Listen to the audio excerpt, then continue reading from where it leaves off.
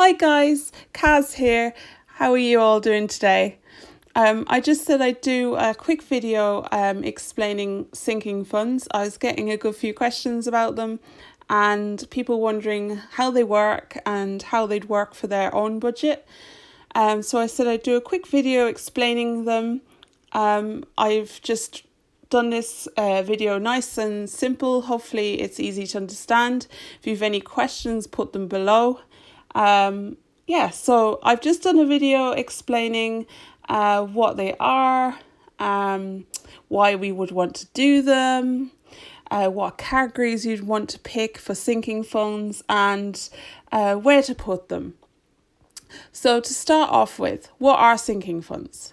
So sinking funds is defined as money that is being saved over time to meet a specific goal. Okay, so it's money that you are putting aside for a large expense that you know is coming up. Now, usually that has a set end date, but not always. Sometimes you don't have an exact date that's due. For example, birthdays, that might be throughout the year, but mostly you have a specific time and you always have a specific goal. Okay? So why? Why are we doing sinking funds? Well, if you have a sinking fund, you'll be less likely to be stressed out and panic over those sudden expenses. You're less likely to get into debt due to a large expense and continue on track. And you're also less likely to dip into your emergency fund and savings. They really take the stress out of those large costs, breaking them up into smaller monthly or weekly amounts. Okay, so you really don't want to be dipping into your savings. So by having a sinking fund there available to use for those really large expenses, you get some great peace of mind. And it's just absolutely amazing, that feeling of a large expense like Christmas coming up and just seeing that you have put aside the exact amount of money that you have calculated that you will need for Christmas, and just seeing it there ready to go much further in advance than you need it. It just gives you great peace of mind. So with sinking funds, what do you need to do? You need to plan ahead. So first off, you want to decide, what are your large expenses coming up? What categories do you need to save for in this year? So some examples of categories you might have is Christmas, birthdays, back to school, and car insurance, house insurance. I just fund that into one category of insurance. So you need to identify what are the categories. For this, I wouldn't put more than about 7 categories, just because it can get way overwhelming. So to begin with, I've just done 4 categories here, just so that you can get an idea for. If you haven't accounted for these large costs in some way in your budget, they'll have to be paid for using money that you've either saved for another purpose or for getting into debt. So it really helps to have identified the categories and to put in place that sinking fund.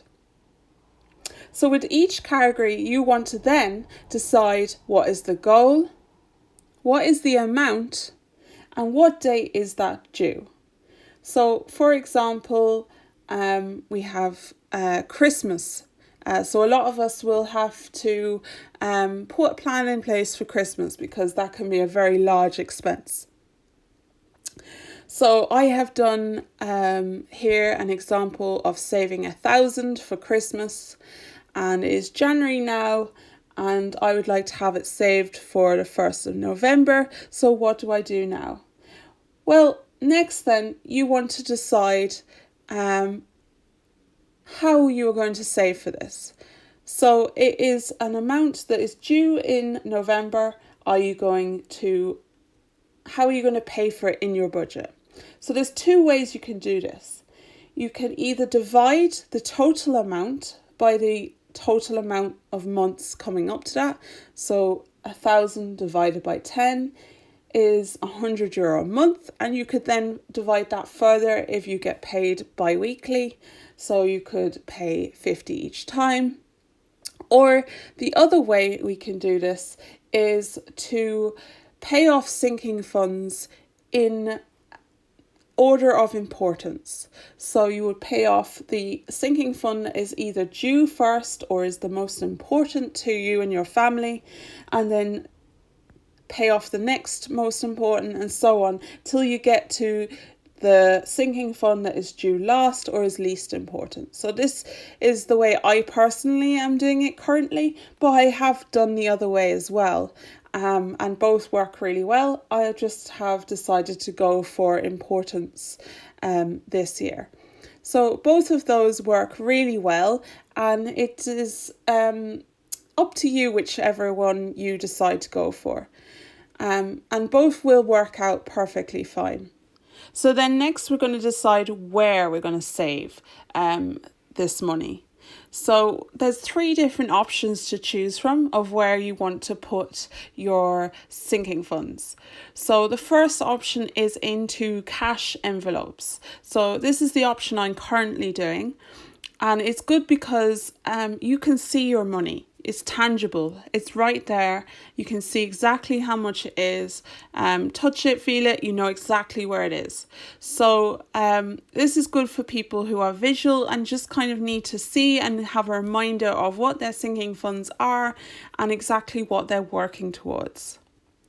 Then the second option is saving vaults. So currently in Ireland, there's a company called Revolut, and they do saving vaults. And I'm sure there's other companies, especially in other countries. I know there's some good companies in America. So basically, it's a bank that you can set up savings accounts with different categories, and you can put money into the different categories, and you can name each one a different sinking fund. So that's really good too. You can do it really quickly. As soon as you get paid, move that money over.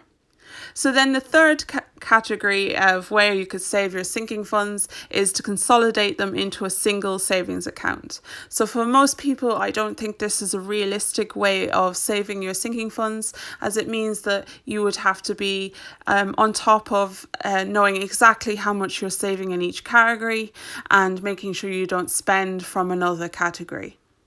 And so for most people, I would stick with the first 2, with either cash envelopes or saving vaults. So I hope this video is helpful to you. I hope it can help you with the sinking funds, and I will chat to you all in my next video on Thursday. Thank you all so much for watching. Please like, subscribe, and I will chat to you all soon. Bye.